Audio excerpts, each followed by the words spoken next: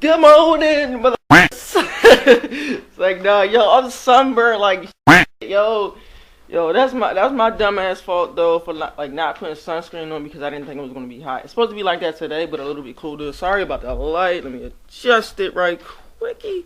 But yeah, today's gonna be maybe 2 meets in one if I can handle it. But I know the second one I'm not staying too long because I have to go to work tomorrow. Troy and Vix Rex, yo, man, they're in freaking New York. They're at AutoCon. They're probably gonna see TJ Hunt. Oh my god, I'm so jelly right now, bro. God, you know how bad I want to meet TJ Hunt. He's the reason why Humbly Driven was made. You know, he's the reason.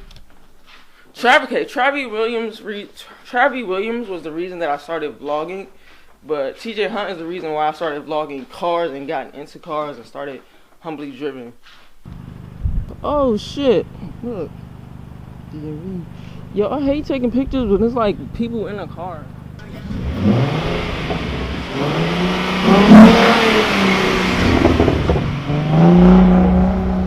Oh shit! I fucking bought my goddamn. See, I don't know if it's too bright for y'all. I can't tell because this screen is like retarded.